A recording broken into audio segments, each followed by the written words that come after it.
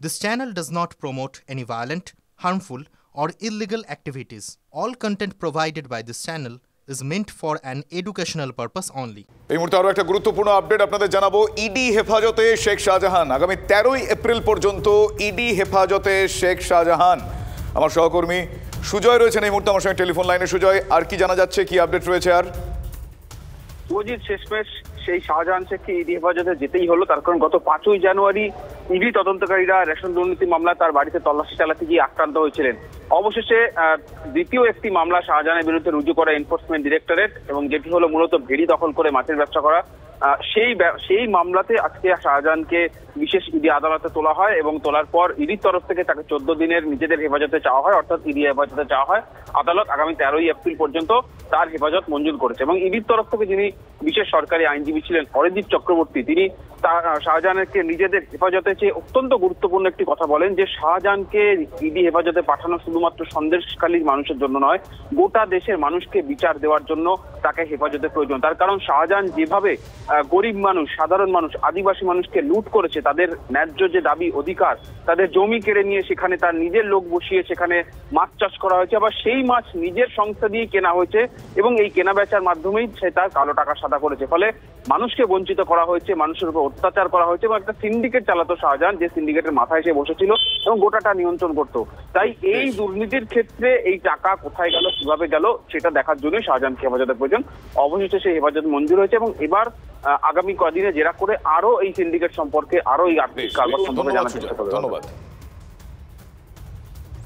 বসিরহাটের বিজেপি প্রার্থী রেখা পাত্রের ব্যক্তিগত তথ্য প্রকাশ্যে আনার অভিযোগ। তৃণমূলের বিরুদ্ধে নির্বাচন কমিশনের দ্বারস্থ বিজেপি। এ বিষয়ে তদন্ত হওয়া প্রয়োজন দাবি বিজেপি নেতা শিশির বাজৌরিয়ার। কয়েকজন সরকারি আধিকারিকের বিরুদ্ধে তৃণমূলের কর্মসূচিতে অংশ নেওয়ার অভিযোগ বিজেপির। তাদের বিরুদ্ধে পদক্ষেপ করা না হলে নিরপেক্ষ ভোট হবে না, এমনটাই দাবি বিজেপির। একই সঙ্গে বারুইপুর পূর্বের বিধায়ক বিভাস সর্দারের বিরুদ্ধে কমিশনে অভিযোগ দায়ের করলেন যাদবপুরের বিজেপি প্রার্থী অনির্বাণ গঙ্গোপাধ্যায়। কেন্দ্রীয় বাহিনী নিয়ে বিতর্কিত মন্তব্য করেন বিভাস সর্দার, আর ওই বিধায়ককে শোকজ করার দাবি জানিয়েছেন অনির্বাণ গঙ্গোপাধ্যায়। রেখা পাত্র, যার সব ডিটেল পাবলিক ডোমেনে চলে এসেছে, কেন তৃণমূল অফিসিয়াল হ্যান্ডেল থেকে, এক্স হ্যান্ডেল থেকে পোস্ট করেছে। ওইখানে আপনি যদি দেখেন ডিটেলে ওনার ব্যাংক অ্যাকাউন্ট নম্বর সহ দেওয়া আছে। এই ডিটেল পেল কোত্থেকে তৃণমূল? এই ডিটেল তো শুধুমাত্র রাজ্য সরকারের কাছে। তার মানে রাজ্য সরকার তৃণমূলের সঙ্গে শেয়ার করেছে।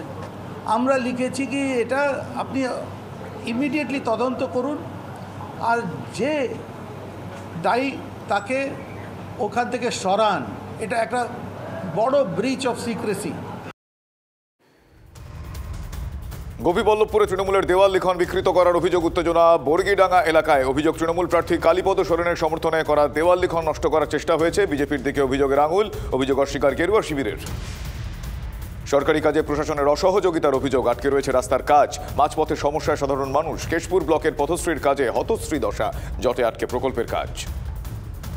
জলের দাবিতে রাস্তা অবরোধ বাঁকুড়ার গঙ্গা জল ঘাটিতে। জনস্বাস্থ্য কারিগরি দপ্তরের বিরুদ্ধে গাফিলতির অভিযোগে অবরোধ, অনিয়মিত জল সরবরাহের অভিযোগ।